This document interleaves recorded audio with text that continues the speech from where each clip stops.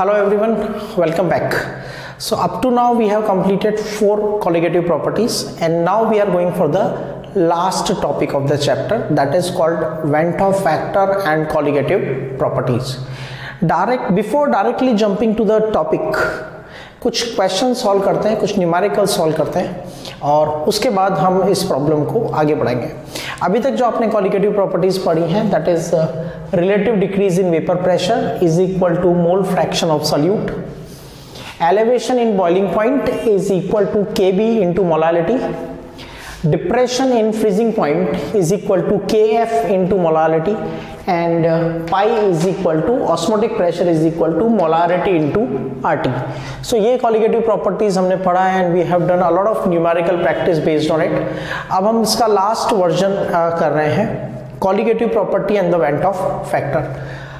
Before I go for the topic, you solve these 3 problems 1, 2 and 3, right? Problem number 1, problem number 2 and problem number 3. ये 3 problem solve करो. पहले video को pause करो और problems को solve करो. इस केस में आपको पोटेशियम क्लोराइड का एक्सपेरिमेंटल मॉलिक्यूलर वेट फाइंड करना है. इस केस में आपको 1 मोलर KCl का सॉल्यूशन है तो आपको elevation in boiling point find करना है और यहाँ पे आपको बेंजोइक एसिड का एक्सपेरिमेंटल मॉलिक्यूलर वेट फाइंड करना है. ये 3 क्वेश्चंस हैं, तो please pause the video and solve these 3 questions first.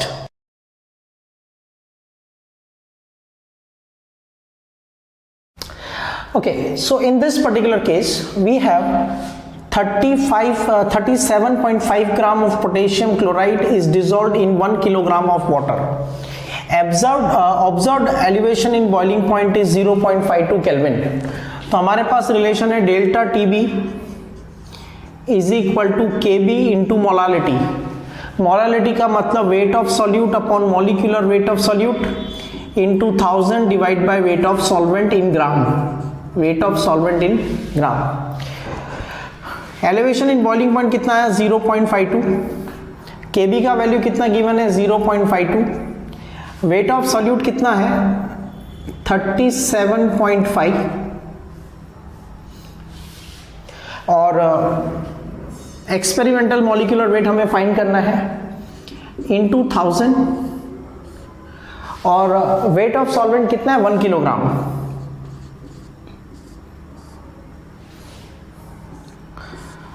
तो आपके पास x का वैल्यू आया 37.5. पोटेशियम क्लोराइड का मॉलिक्यूलर वेट आ गया 37.5. Now if you are getting this result then try to find yourself, is this answer right और wrong? Is this answer right और wrong और इज देयर एनी डिस्क्रिपेंसी? थोड़ा find करने का try तो करो एक बार. तो देखो, पोटेशियम का एटॉमिक मास होता है 39. पोटेशियम का एटॉमिक मास 39 और क्लोरीन का एटॉमिक मास कितना होता है 35.5. तो इसका थियोरेटिकल मॉलिक्यूलर मास कितना हुआ? थियोरेटिकल मॉलिक्यूलर वेट इज 74.5 और एक्सपेरिमेंटल मॉलिक्यूलर वेट कितना आ रहा है 37.5. We have followed the expression derived from Raoult's law, but theoretical molecular mass और experimental molecular mass में बहुत ज़्यादा difference है, almost half है. ठीक है, 37.5 is that comes to double, right? तो इसका डबल ऑलमोस्ट 75 और आपका थियोरेटिकल मॉलिक्यूलर मास कितना है 74.5. मतलब जितना उसका मॉलिक्यूलर मास है एक्सपेरिमेंटल मॉलिक्यूलर मास उसका हाफ आ रहा है. Something wrong is there. चलो पहले बाकी के न्यूमेरिकल भी सॉल्व कर लेते हैं, फिर फाइंड करेंगे what is wrong. Next question क्या है? Elevation in boiling point for 1 molar solution of potassium chloride. ठीक है, तो delta TB is equal to KB into molality Kb का वैल्यू 0.52 और मोलालिटी इज 1, तो डेल्टा टीबी का वैल्यू कितना आया 0.52 kelvin. But experimental elevation in boiling point for 1 molal potassium chloride is 1.04 kelvin. हमने सीधा फॉर्मूला यूज किया, delta TB is equal to KB into molality.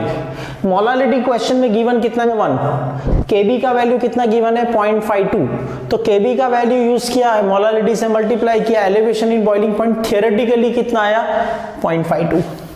लेकिन जब एक्सपेरिमेंट करते हैं तो मॉलिक्यूलर जो उसका एक्सपेरिमेंटल कॉलिगेटिव प्रॉपर्टी आता है, जब मैं एक्चुअली 1 मोलर सॉल्यूशन का बॉइलिंग पॉइंट फाइंड करता हूं तो एलिवेशन आता है 1.04, which is again a problem, because हम जो एक्सप्रेशन यूज कर रहे हैं थियोरेटिकली और एक्सपेरिमेंटल रिजल्ट्स मैच नहीं कर रहे हैं। Let's solve this one. Depression in freezing point observed is 4.9। Experimental molecular mass find करना है, delta TF is equal to KF into molality. Molality का मतलब weight of solute upon molecular weight of solute into 1000 divided by weight of solvent. तो delta TF का value 4.9, KF का value 4.9, 244 gram हमने dissolve किया। Experimental molecular मास हमें find करना है into 1000 divided by weight of solvent।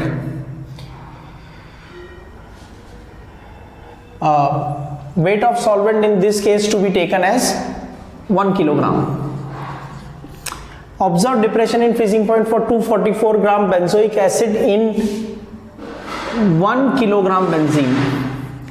In 1 kilogram benzene is to be done, right. Correction है question में, बेंजीन का वेट नहीं दिया था, it should be 1 kilogram. Well, अगर हम इसको 1 किलोग्राम रखते हैं तो एक्सपेरिमेंटल मॉलिक्यूलर मास कितना आता है 244 ग्राम पर मोल, राइट। बेंजोइक एसिड का formula C6H5COOH, 6 + 1 7 carbon,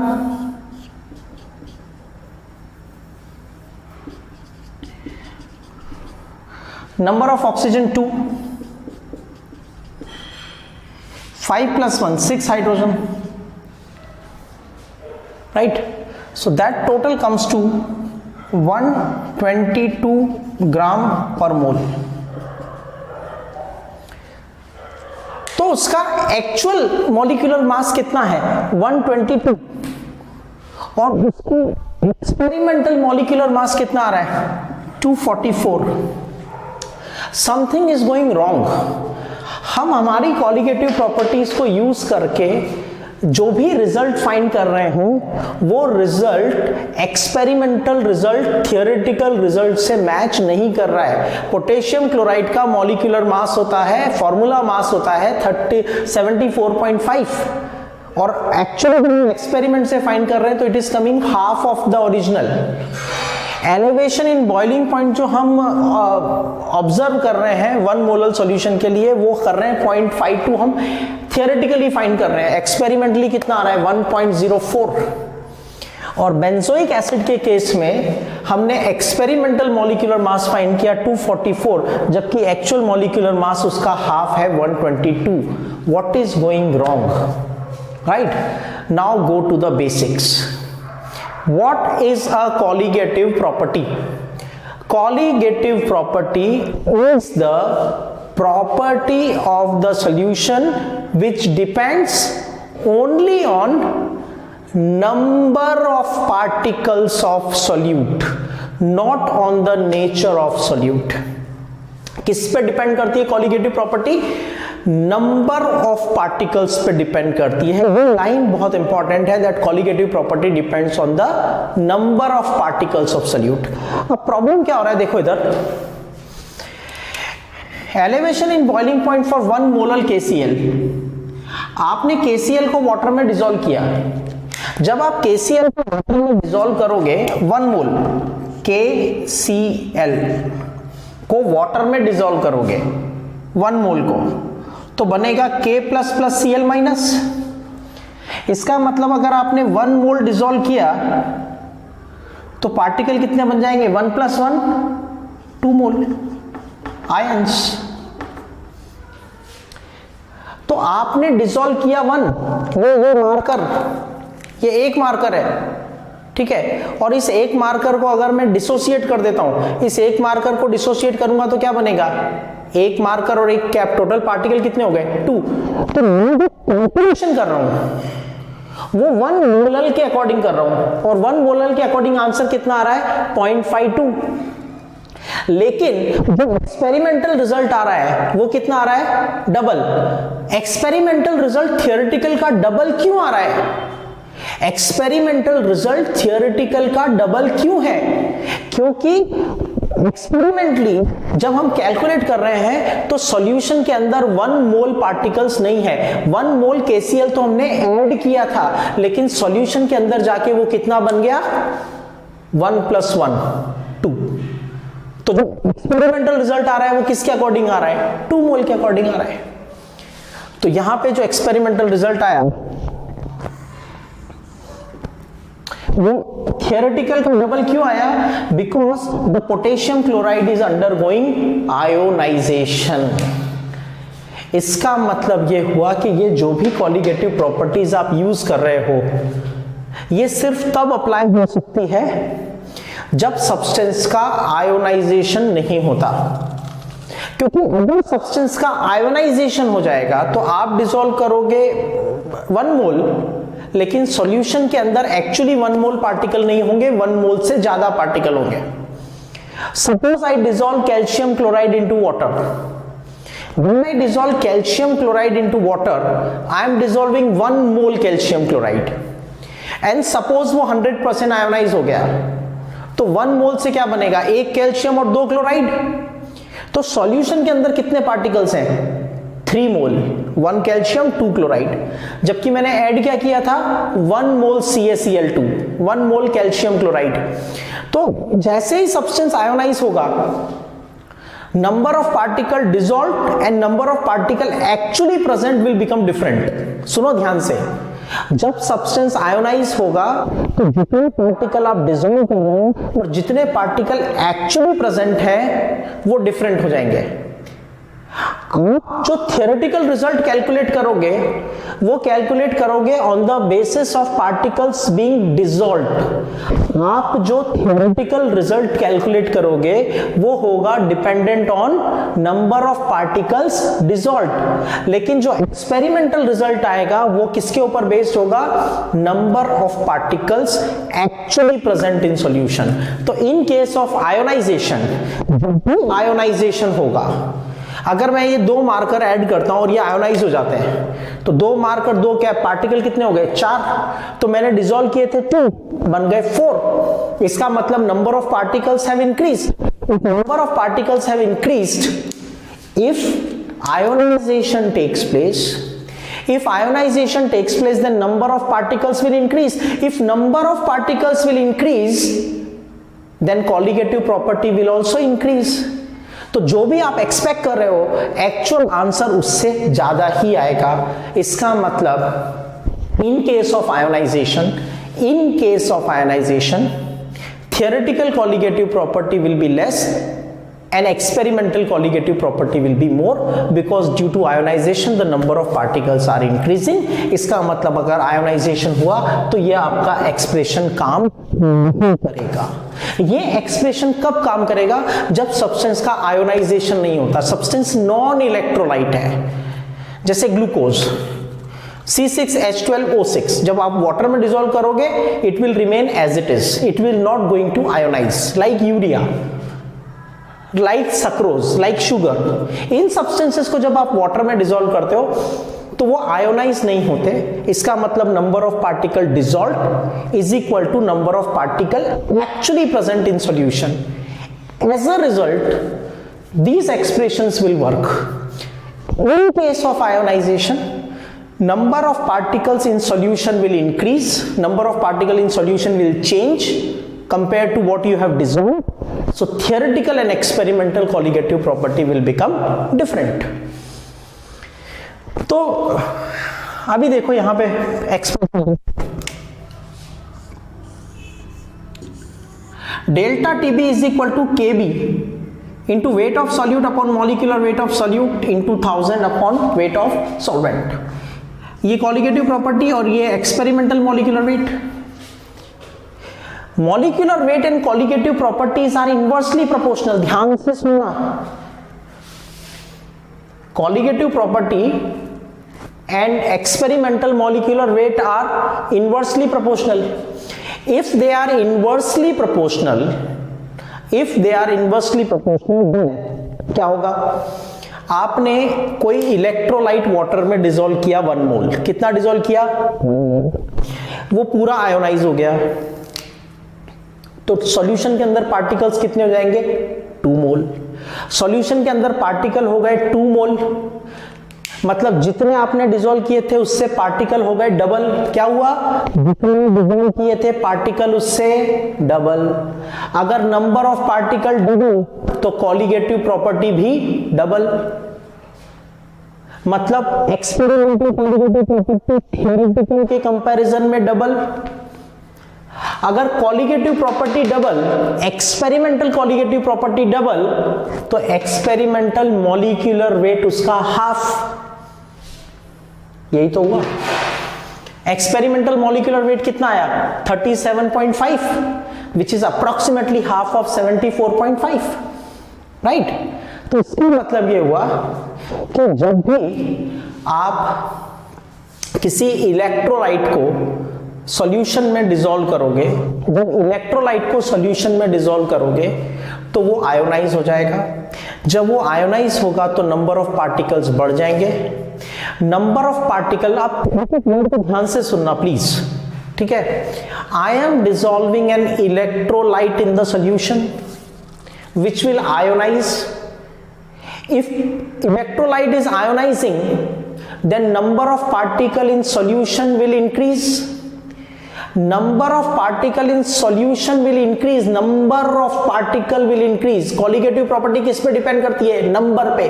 If number of particles are increasing compared to what you have dissolved, तो theoretical colligative property के कंपैरिजन में एक्सपेरिमेंटल colligative property ज्यादा आएगी.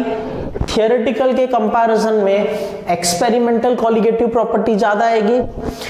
अगर एक्सपेरिमेंटल colligative property ज्यादा आएगी तो एक्सपेरिमेंटल मॉलिक्यूलर वेट कम आएगा. ठीक है. तो इन case of electrolyte, you can note down this point, in case of electrolyte ionization takes place in the solvent.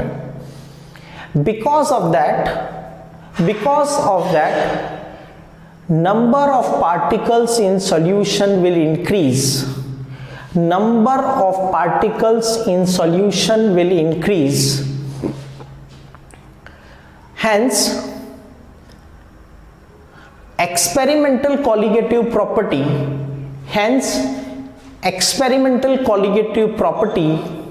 will be more than expected colligative property. Expected मतलब theoretical. Experimental colligative property will be more than expected or theoretical colligative property. Because of that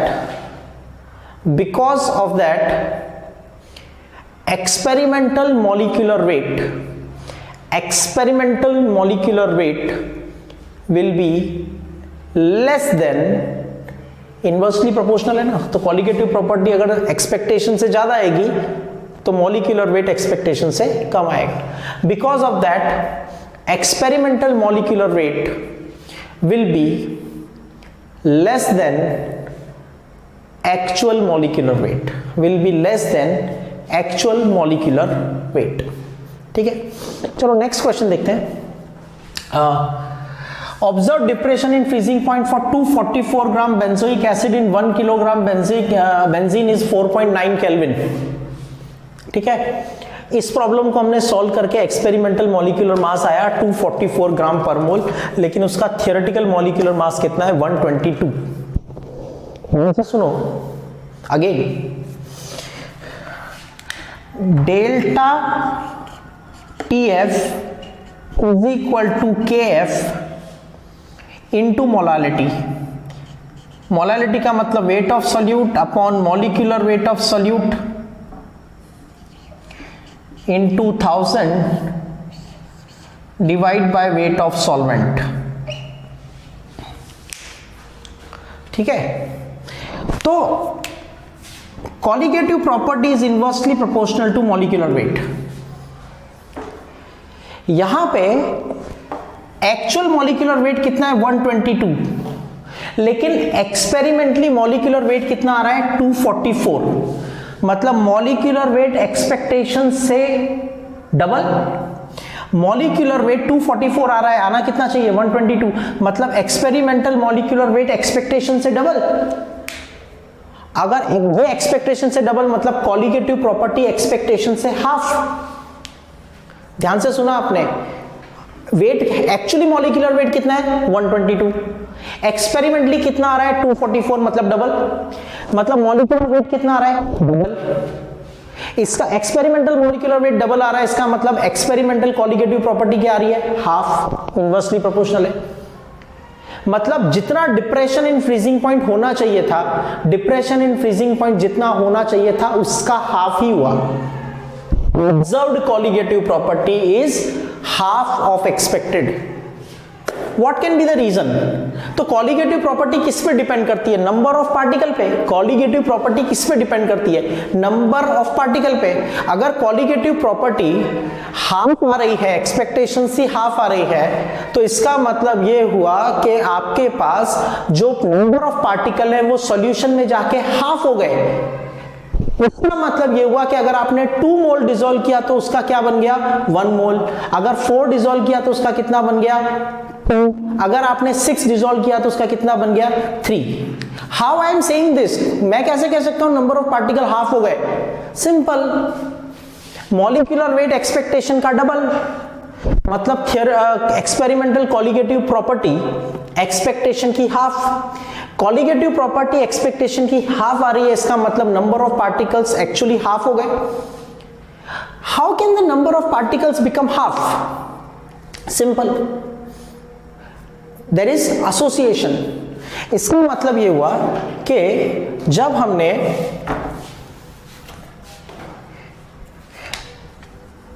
benzoic acid को benzene में dissolve किया, benzoic acid को benzene में dissolve किया,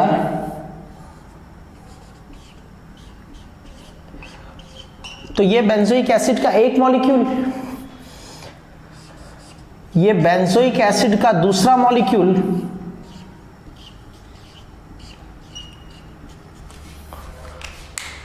और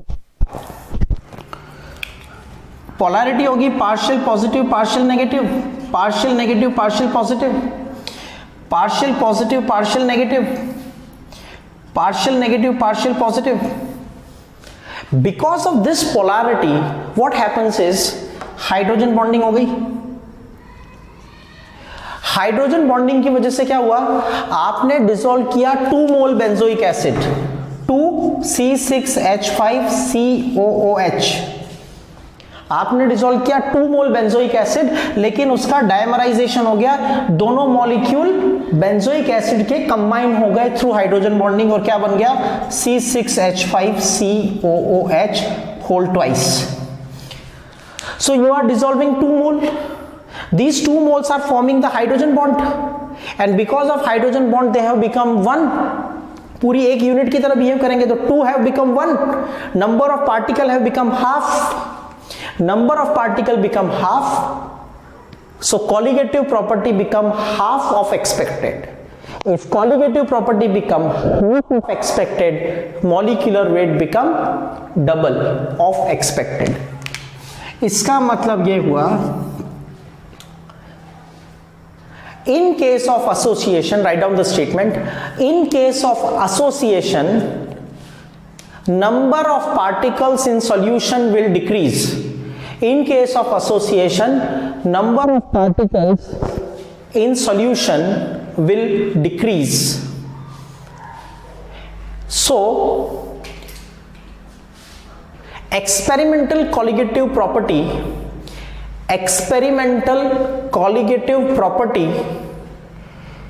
will be